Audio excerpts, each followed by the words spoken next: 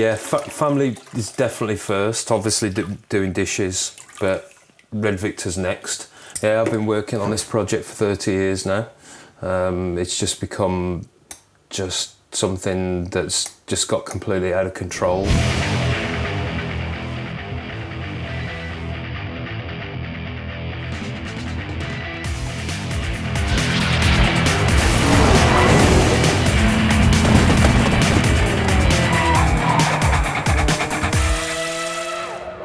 It all got started, I was just driving along on the road and I saw a car and it was the standard version of a Victor. So I knocked the guy's door and said, how much do you want?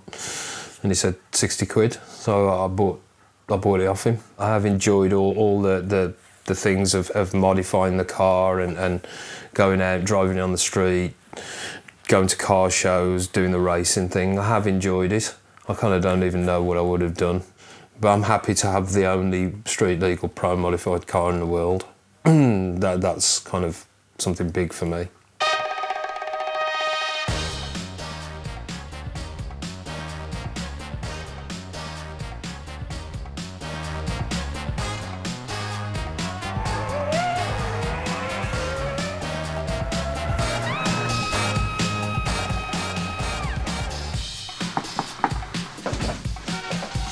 Good to meet you. Ah, nice to meet you. Yeah, glad you made it. Yeah. Come on in, come on in.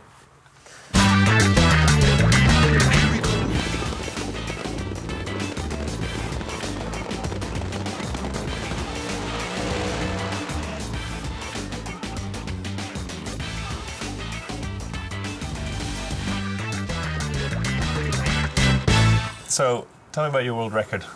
Right, okay, yeah, well, it's basically the fastest street legal accelerating car in the quarter mile, so the world's fastest street legal car basically. And we took the record off an American who'd run 675 at 210 in the quarter, and we ran 659 at 220. So 0 to 60 mile an hour. 0 to 60 is a second on this car. That's fantastic. Yeah. Formula One car is 2.6, 2.7, somewhere around there. So. Yeah, it's... And now, obviously, they're different beasts and they're Yeah. built for different purposes. That's awesome. So let's go have a look at this car. Yeah, come on, let's go.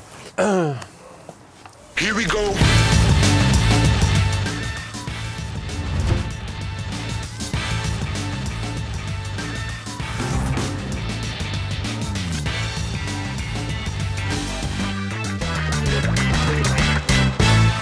It's nice.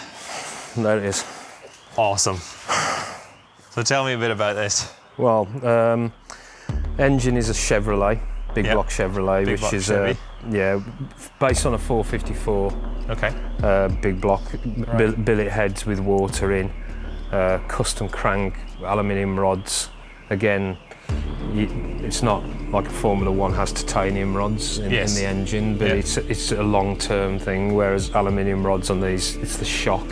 You've got such a shock on top of the piston because you're trying to destroy the engine all the time. And it's a precision, it's an American turbo. Okay. And each one of those turbos will make 1,800 horsepower each. So like a single, so there's two of those. So the capability of the turbo will make 3,600 horsepower because we've got 24 injectors. And each injector is capable of flowing over 3,000 cc each. Again, it's interesting. It's more modern than And we've got one pre-turbo as well to actually, as the air's coming. Pre-turbo? Yeah, pre-turbo, because the air gets really hot. Oh, yeah, I can see that. In the impeller. That's where because obviously the friction and restriction of the impeller. Yeah. That's what makes it hot. So we inject them pre-turbo and it cools the air as it's coming in. Yeah. The engine is probably the most impressive thing on the car. It's huge, but then the twin turbos, all the fuel injection, just the amount of power this thing can generate is awesome.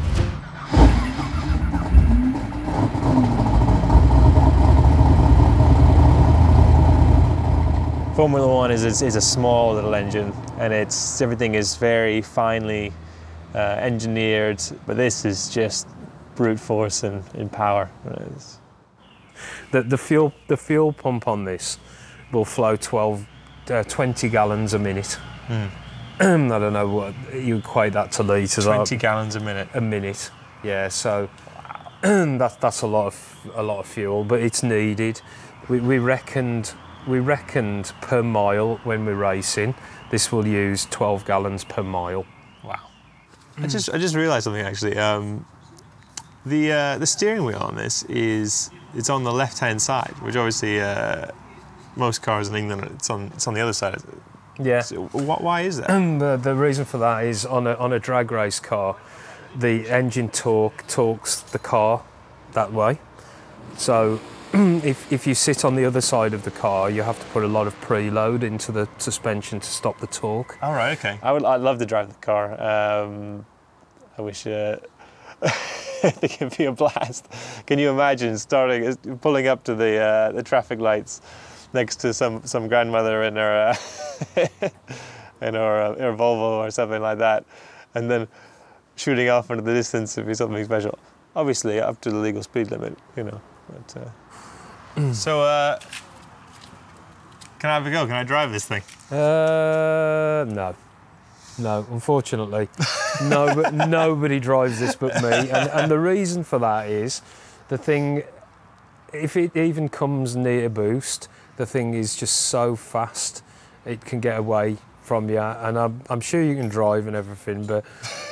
I'm not sure I could drive this thing, to be fair. I'd rather, if it was going to crash, I was behind the wheel rather than somebody else. Yeah.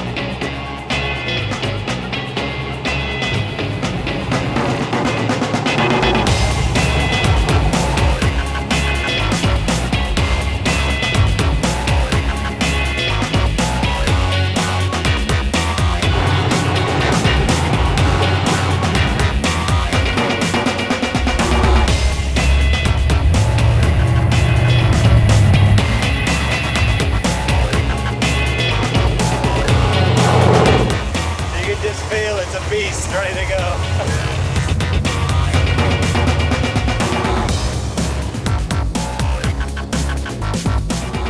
Yeah. Reminds me of going to IndyCar races. They used to run off methanol. It's a beautiful car, and I think the first thought when I saw the car was just awesome bit of, it's a beast of a car.